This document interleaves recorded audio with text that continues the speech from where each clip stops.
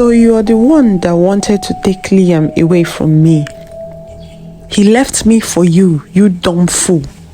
Kira shouted at Mira with so much anger and hatred. But he said you guys are no longer together, Mara stammered, looking so scared. He left me because you showed up, you dumb fool, Kira shouted at Mara. Then she saw the necklace on Mara's neck. As she reached out to take the necklace off her neck, Mara shouted, "No, no, no, please, no!" But it was too late.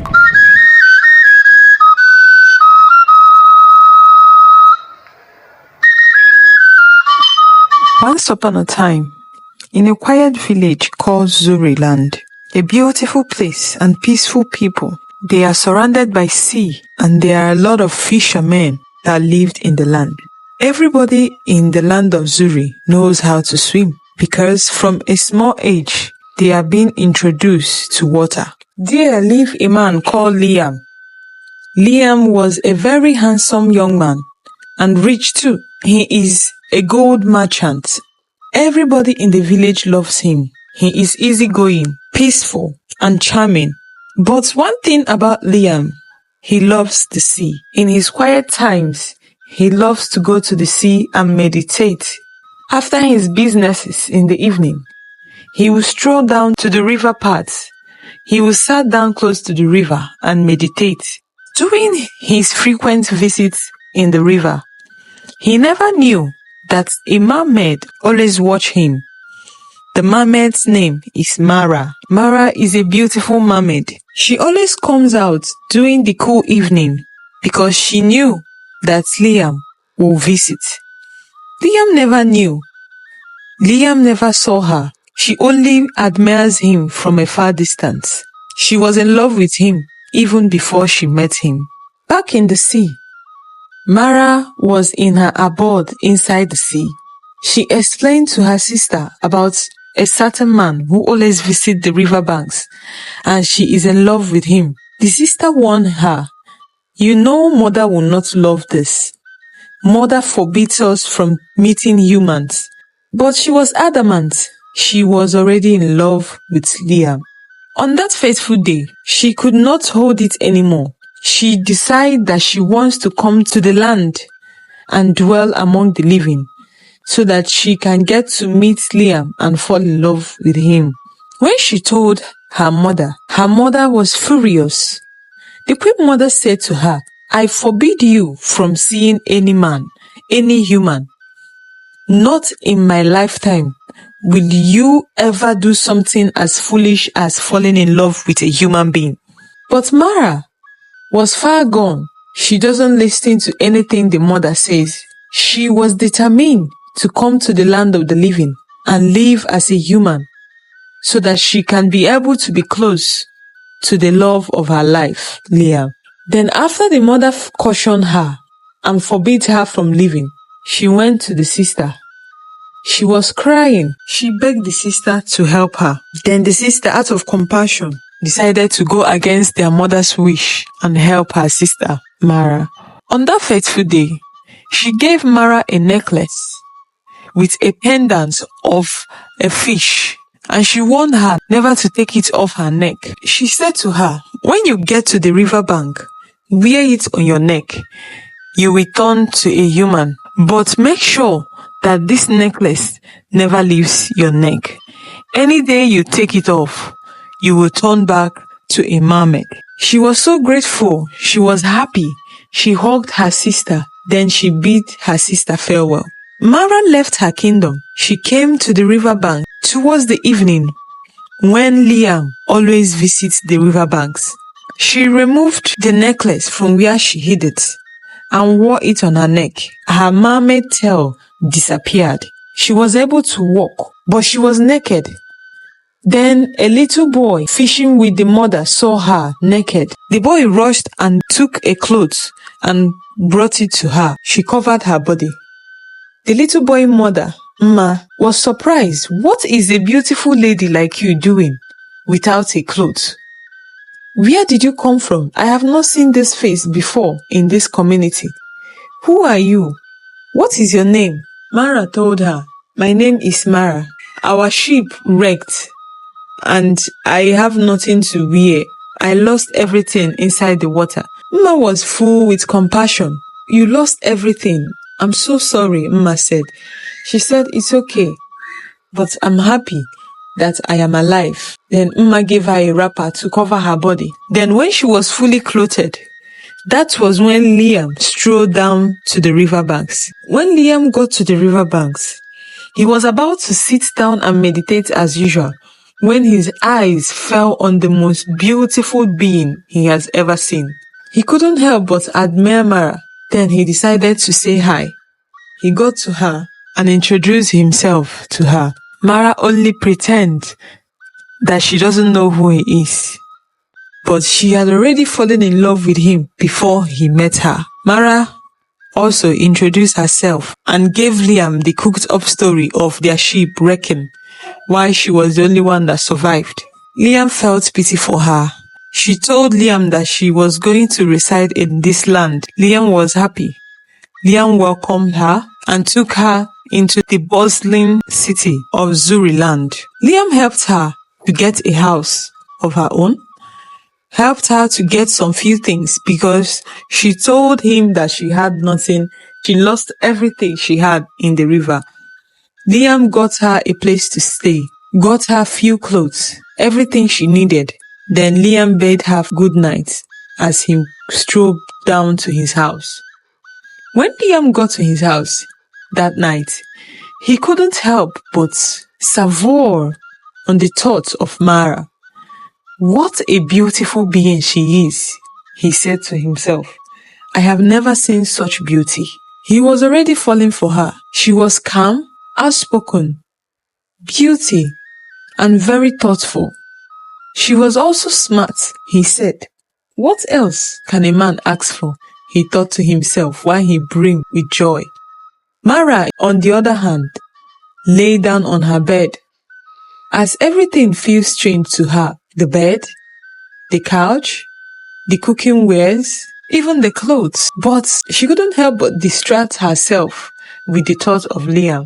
His scent, his smile, his fragrance, his masculine body. She was so in love with this guy. She slept off with the thought of Liam in her mind.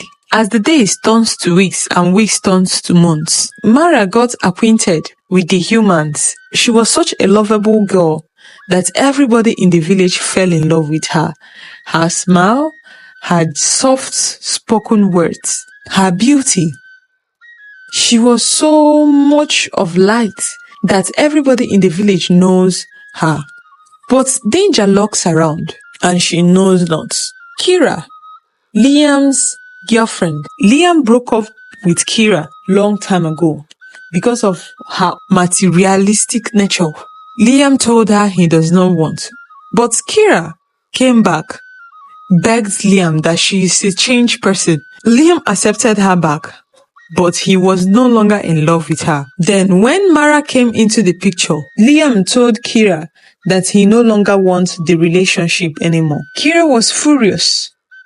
Who is this person that is stopping her from all the good things she is enjoying in the hands of Liam, she said to herself. Then she heard the story of Mara, the most beautiful and radiant lady in the kingdom.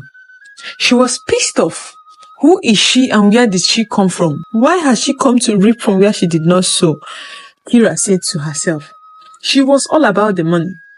Kira loves materialistic things. Her beauty, her bags, her clothes, her jewelries, money. That is what Kira is about. Then comes Mara, who wants to stop her from all the good things she is enjoying from the hands of Liam.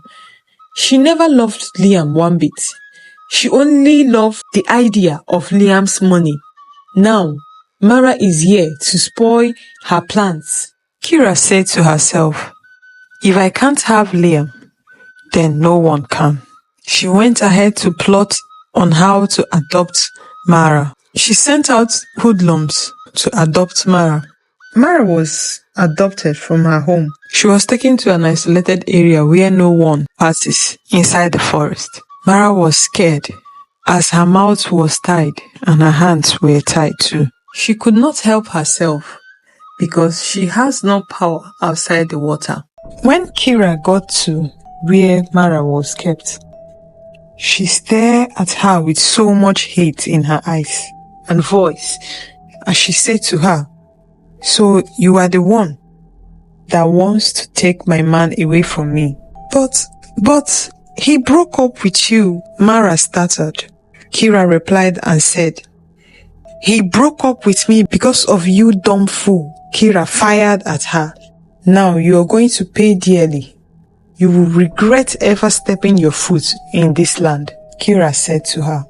Then Kira glanced at the necklace around her neck, and Kira said, "You still had the guts to wear a necklace, right?" Mira shouted, No, please don't." But it was too late. Kira already had her hand on the necklace as she drew it out of her neck. Immediately, in the presence of everyone, Mara turned back to a mermaid. Everyone was shocked. "What is this?" they screamed. "A mermaid? She's a mermaid! She's a mermaid!" The men shouted. Kira was shocked. Then, the shock disappeared from her face and a mischievous smile appeared on her lips. Immediately, Mara turned to a mermaid. She needed to be close to water because she is no longer a human being. She was struggling as Kira ordered the boys to tie her up inside a fishing net and put her in a cage while she went ahead to call Liam. Kira took Mara to the river bank where she hung the cage on a tree while the villagers gathered and stared in shock. Nobody believed. Mara, a mermaid? Some said, "We knew it. We knew there is something different about this girl," while others pitied her and some laughed at her. Then Liam came to the riverbank and he saw an unforgettable sight of his life. He saw Mara inside the cage, hanged on a tree. She is a mermaid. Liam couldn't believe his eyes. He had to scoop some water from the river on his face to be sure of what he's seeing. He was so shocked. Does it mean he has been dating a mermaid? He could not believe his eyes. Mara saw him. All she could do was cry. She could not believe what is happening. She remembered everything that her mother had told her about the humans. The mother told her that some humans are good, while some are cruel at heart, and warned her to stay away from the land. But she did not listen. She was in love with a human. Now see where it had landed her, she said to herself in agony. Liam could not stand the sight. He ran away. He ran as much as his leg could carry him. Mara is a mermaid. He fell on the ground and started crying. Kira was so overjoyed. All her plans and schemes were to embarrass and disgrace Mara in front of the whole villagers. Mara was heartbroken, but Kira was overjoyed. She called it the best moment of her life. Then after the whole villagers have gone, Kira brought down Mara from the cage and said to her, "I will teach you a lesson of your life. When next you come back to this life, you will never dare to take what belongs to another woman." Then she ordered the boys to hit her with a stick. The boys hit Mara on her tail. They butchered her mermaid tail. Blood were flowing out of her body to the river. As they hit her with the stick, Kira, who was so extra with wickedness, had to pick up a cutlass and cut off Mara's tail. Mara screamed in pain. She was broken with pain. Her scream shook the waters. Her scream reached the ends of the earth and beyond. Her sisters, her mother, everyone heard her scream, but they stared at her because she was weeping from disobedience. Liam heard her scream from where he was crying. "Mara," he said to himself. "That is Mara." He rushed down to the village river. When he got there, he saw no one else but Mara, her tail butchered, her blood covering the stream as she pants lifelessly. Liam held her and cried. He doesn't know what to do. He was confused. He asked her, "What should I do? What do you want me to do? Just say something," he shouted. She could not speak. Life is leaving her gradually. Her strength is gone. Liam only sat there and held her while he cried. He was still in shock, but the love he had for her was overwhelming. He loved Mara so much with everything in him. He held on to her. Then she pointed towards the river. "Take me to the river. Take me to the river." Liam had no choice than to carry the remaining parts of her into the waiting arms of the river. As the sea covered them up, he realized that Mara is nowhere to be found. He sat in the bank of the river and cried. He searched for her everywhere. He swam. He entered the water. He could not find her. Meanwhile, Mara's sisters came for her and they took her away from the arms of Liam without him noticing. Liam cried and called on Mara. Every day he comes to the riverbank to look for Mara. Back in the waters, Mara's sisters tended to her, the mother, but she couldn't do anything because she had warned her daughter to stay away from the humans. But she disobeyed her, and she paid dearly for her disobedience. Mara was tended to. She was treated in her kingdom, where her body parts grew together again. But she remembers her final moments with Liam. She felt the love that Liam had for her was real. Despite of what he found out about her, he still came back. He still held her. She knew deep down that Liam loves her so much. And the mother knew too that the young man loves her daughter, because every day he comes by the river banks searching for her everywhere. When Mara recovered fully, she said to her mother, "Liam loves me so much and I want to go back, this time with your blessings. Let me live among the living. Let me live like a normal human being. Please, mother, do this for me." The mother was confused. How can these people do this to you and you still want to go back to them? She said to her mother, "The wickedness done to me was carried out by one person, not all the human beings. Everybody is not the same, mother. Please, allow me to go back and live with the love of my life." The mother saw that her daughter genuinely loved this young man called Liam, and Liam, in the other hand, genuinely loved Mara. Decided, if you are going to live with the humans, then you have to be a full human being. Then the mother gave her the powers to be a human and to be a mermaid whenever she wants.